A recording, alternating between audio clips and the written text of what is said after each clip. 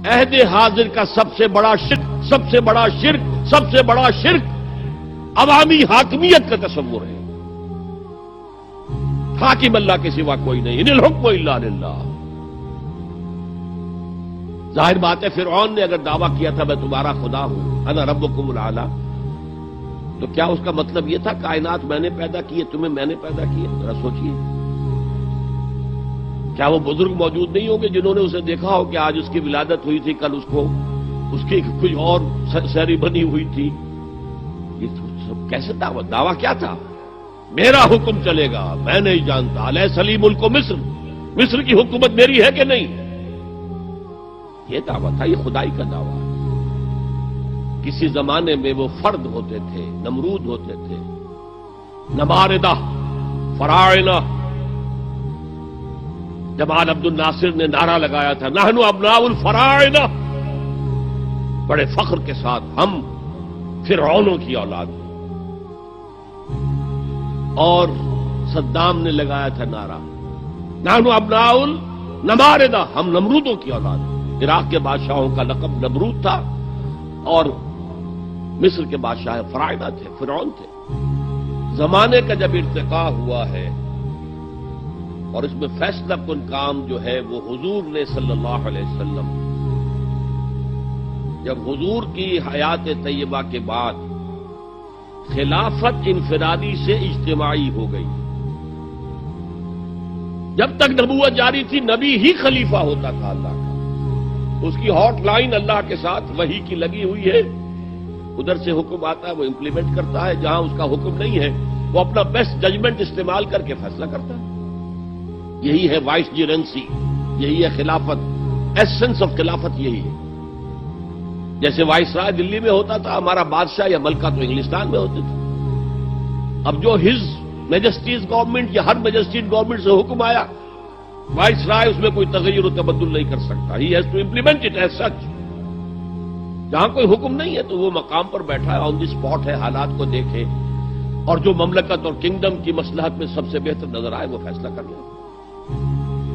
لیکن حضور پر نبوت ختم تو خلافت کلیکٹو ہو گئی، خلافت المسلمین۔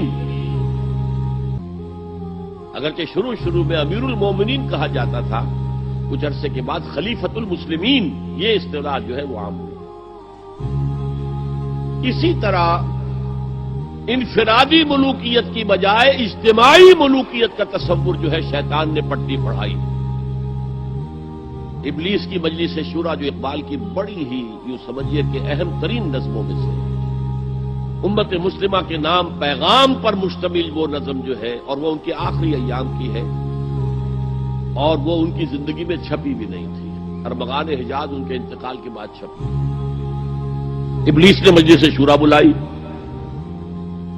ایک مجلس شورا کے جو رکن نے کہا کہ دیکھو جمہوریت کا دور آ گیا ہے، اب ہماری ابلیسیت کو تو بڑا خطرہ ہے، ابلیسی نظام تو ختم ہو جائے گا۔ جمہوریت توڑ دی بندوں نے آقاؤں کے خیموں کی تناب، یہ تو عوام نے جو ہے اپنے آقا بیرنز اور لارڈز اور بادشاہوں کے خیموں کی تنابیں توڑ دی، گرا دیے خیمے۔ یہ تو انقلاب آ رہا ہے، میرے آقا وہ جہاں زیر و زبر ہونے کو ہے، جس جہاں کا ہے فقط تیری سیاست پر مدار۔ ابلیس کیا کہتا ہے بڑے ٹھنڈے انداز میں، ہم نے خود شاہی کو پہنایا ہے جمہوری لباس، جب ذرا آدم ہوا ہے خود شناس و خود نگر۔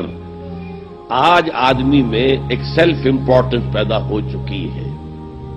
یہ بادشاہ کون ہوتے ہیں جو ہمارے سروں پر مسلط ہے، محلوں میں رہتے ہیں، عیش کرتے ہیں، جو خون پسینہ جو ہے وہ کسان کر رہا ہے؟ ابھی انڈسٹریل ریولوشن تو نہیں ہوا تھا، وہ ساری بات جو تھی وہ زرعی معیشت تھی، خون پسینہ وہ کرتا ہے، فصل میں سے لائنز شیئر آ کر بیرن اور لارڈ وہ لے گیا اور اس میں سے ایک حصہ اس نے بادشاہ کو پہنچایا، ایک اپنے پاس رکھا۔